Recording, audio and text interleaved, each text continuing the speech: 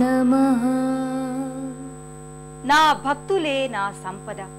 నా భక్తులు క్రమంగా పెరిగే కొద్దీ నా శక్తియుక్తులు మహిమా వైభవాలు క్రమేపీ పెరుగుతాయని సాయి చెప్పేవారు. అందుకు తగ్గట్టుగా సాయి భక్తులు పెరిగే కొద్దీ సాయి లీలా వైభవం అనంతంగా విస్తృతి చెందుతోంది. ఈ నేపథ్యంలో మైలవరం సాయినాథుని మందిర విశేషాలు, సాయి మహిమల గురించి కొందరు భక్తుల మనోభావాల్ని ఇప్పుడు ఆలకిద్దాం. షిరిడీలో జరిగే కార్యక్రమాల్లాగే ఈ మందిరం ముందు అన్ని కార్యక్రమాలు జరుగుతాయి. కార్తీక మాసం నెల రోజులు కూడా బాబావారికి ప్రత్యేక అభిషేకాలు జరుగుతాయి. ఈ మందిరం 1991 సంవత్సరంలో మైలవరంలో సాయిబాబా మందిరం స్థాపించాలనేటువంటి ఉద్దేశంతో ధ్యాన మందిరం స్థాపించి తర్వాత 1992 సంవత్సరంలో శంకుస్థాపన చేయటం, 1995 సంవత్సరంలో ప్రతిష్ఠ చేయటం జరిగింది.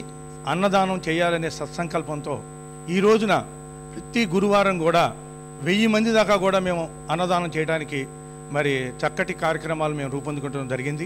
ప్రతి సంవత్సరం ఈ గుళ్ళో శ్రీరామనవమి కావండి, వార్షికోత్సవ మహోత్సవాలు కానివ్వండి, అన్నీ కూడా చాలా ఘనంగా నిర్వహిస్తున్నాము.